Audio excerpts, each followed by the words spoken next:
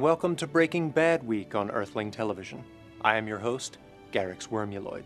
This week's artifact is season number 3 of Breaking Bad, co-starring Aaron Chris Paul of the Los Angeles Lakers. In season number 3, everyone is still reeling from the plane crash, most of all Walter White and Jesse Pinkman, who at this point can't seem to agree on anything. I'm the bad guy. I can't be the bad guy. Walt tells Skyler about his little side project, Methamphetamine. and she tells him about her side project. I fucked Ted.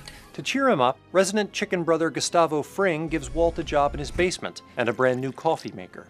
Oh my God. Skyler decides she's fun now Married couples can't be compelled to testify against one another. and gets Saul to help her launder Walt's money, presumably with title if she wants it lossless. Meanwhile, the creators figured they needed more bald characters, so here come Tuco's cousins to avenge his death. Hank has a showdown with them, leaving him paralyzed below the holster, or at least mostly paralyzed. If you're wondering what Jesse's up to, stop freaking out. This part's for you. Jesse has another junkie girlfriend You seriously want to get high? and immediately adopts her interests, namely kids. He finds out Gus has a thing for kids too, killing them. Jesse throws a temper tantrum, and Walt has to save him by getting some new hood ornaments. Walt realizes Gus wants to replace him with the coffee guy, so he gets Jesse to slow roast his ass. By the end of season number 1 of Breaking Bad, Walt has cast off the shackles of society and fashioned them into charm bracelets of self-reliance. Fuck you and your eyebrows! But season number 3 finds him right back under the opposable thumb of a powerful superior. Walt's sense of futility mimics the stories of German author Franz Kafka. Totally Kafkaesque. After striving for advancement or acceptance, Kafka's protagonists often find themselves obliterated by cold, bureaucratic structures, or as the Germans called them, structures. Germany, you burnt! Several thousand years ago, along with the rest of your planet.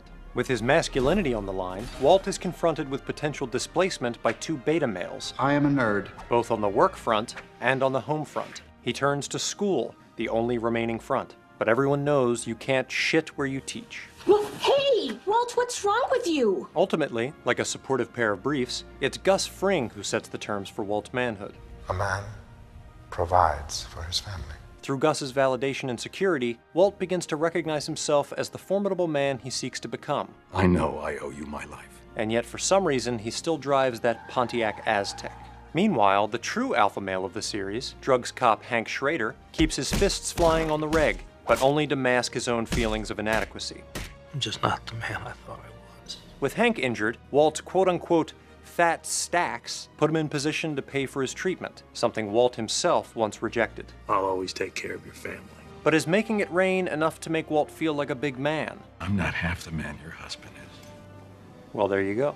Instead, Walt compensates for his faltering masculinity by seeking obsessive control over the little things, like this Band-Aid. Throughout season number 3, he focuses on removing contaminants from his home life and at the office. In the episode Fly, Walt's desperate hunt for the titular contaminant parallels his effort to cleanse his soul. It is only by sharing his fears and regrets with Jesse in a conveniently non-specific way I'm sorry about Jane.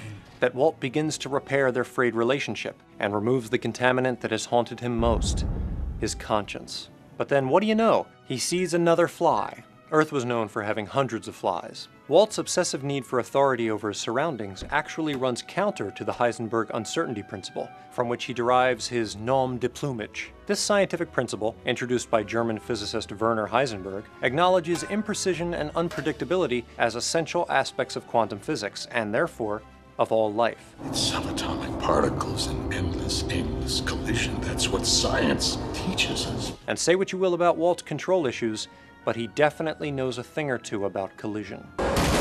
The interplay of rigid science and larger mystical forces is also explored in that nerd guy's favorite poem, When I Heard the Learned Astronomer. written by ZZ Top guitarist Walt Whitman for their album Tres Hombres. This little ditty suggests the universe is built from more than facts and figures and mathematical proofs. It seems like something's missing, doesn't it? And as we all know, he was right. There is more to life, something beyond the comprehension of power-hungry narcissists like Walter White. A little something called transdimensional body surfing. For Earthling Cinema, I'm Garrix Wormuloid. It's Breaking Bad week. To continue on to the next episode in the series, click here to call Saul and watch me break down season number 4. And now it's time for a quick vote. Who is your favorite Breaking Bad character? Click to cast your vote. You'll be taken to my channel page where you can find more of my episodes on movies like The Dark Knight, Inception, or Mean Girls. All right, Earth enthusiasts, see you at season number 4.